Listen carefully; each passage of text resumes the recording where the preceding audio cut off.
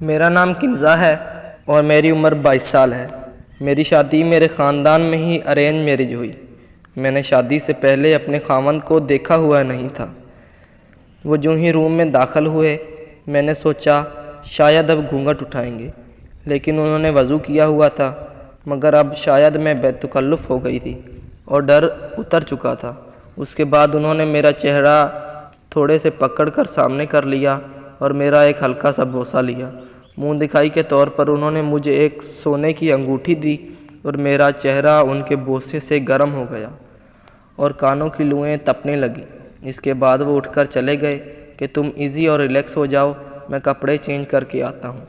میں لیٹ گئی، مجھے بھی کپڑے چبھ رہے تھے لیکن بول نہیں رہی تھی۔ میں نے دیکھا کہ وہ سفید قمیض شلوار پہن کر آ گئے۔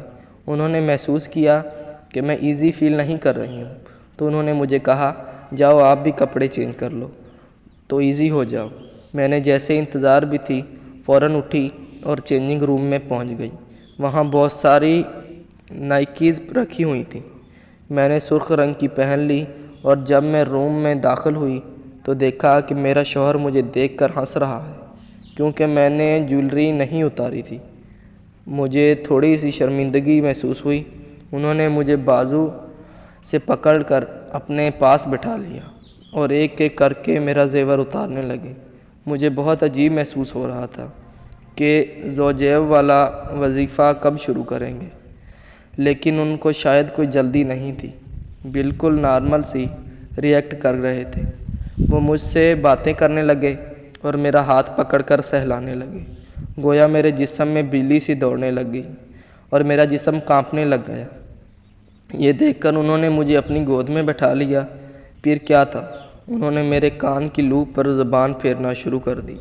مجھے ایسا لگا میرے اندر کوئی گولا ہے جو پھٹنے کے قریب ہے۔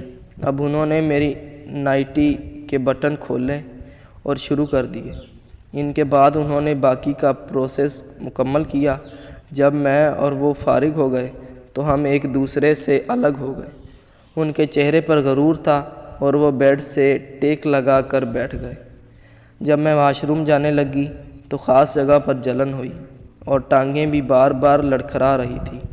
رات ہم نے 3 دفعہ حق زوجیت ادا کی اور مجھے ہر دفعہ بہت مزہ آیا۔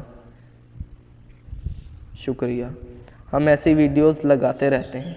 اگر آپ نے ہمارے چینل کو سبسکرائب نہیں کیا تو سبسکرائب کر دیں۔